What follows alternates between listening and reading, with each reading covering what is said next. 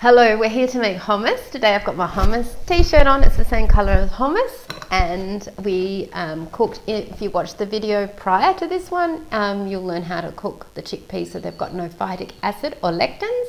And this is 240 grams of chickpeas. I soaked 120 grams and they swelled up and now weigh 240 grams.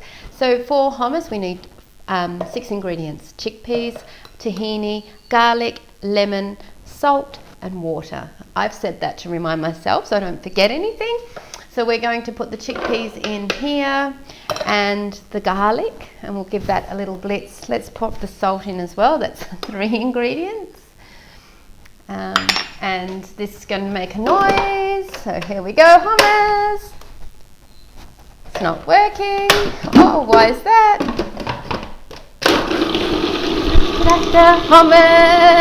Hummus. We have to give that a little bit of a knock down there on the sides. Give that a little bit of another blitz. I love hummus.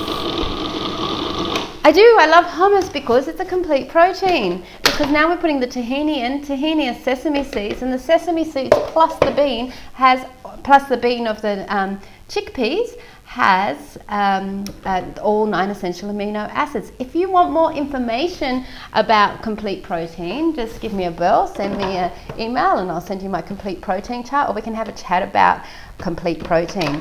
Okay, let's give that another whiz around. I love hummus. I love hummus. Well, there we go. And now we're just going to put a splash of water so we don't flood it. Did I put the salt in? We'll know if I did. And I've juiced some lemon there. It was a pretty juicy lemon, and we'll give that a blitz around. Now, that's really beautiful. Now I'll know whether I put the salt in or not. My memory. And you cannot trust a recipe because the lemon might be more lemony, or the tahini might not be so tahini. I don't know. Anyway, you have to check your flavors and flavors. So we're looking for salt, garlic, lemon, tahini, and I put the salt in, and that's perfect. If it wasn't perfect, we could add more tahini, more salt, or more lemon, but that is perfect. Now, what I normally do is make double the batch, and then, did you notice I didn't put any oil in it? Many people put oil in their hummus. You could make it smoother than this. So just let you have a look. You could make it smoother. You just whiz it for longer. But I actually like it a little textural. And then I'm going to put it in, making a big mess here, in a 300 ml jar. And when I make a double batch, then I can freeze it. And this is where we put the oil in. So now that was my spoon that I licked it from. Don't want to do anything unhygienic.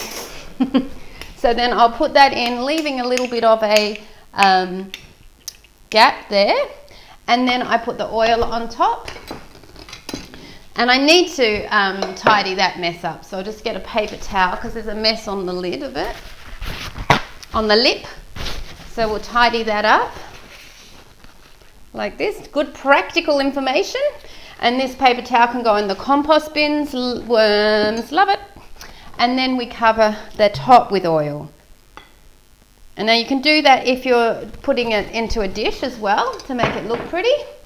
And then if you like smoked paprika, you can put some smoked paprika on the top. So with a spoon, put some smoked paprika, and that's your hummus. Now, freeze your hummus so you've got it on hand to make a big batch up on a Sunday maybe, or when you've got a spare time. Label it with a label, freeze it, because hummus can be put on anything. So if you're lacking in protein for your meal, you've just got some steamed veg, whack the hummus on, put the hummus on pita bread. You know what to do with hummus. Hummus is pretty universal these days. Bye!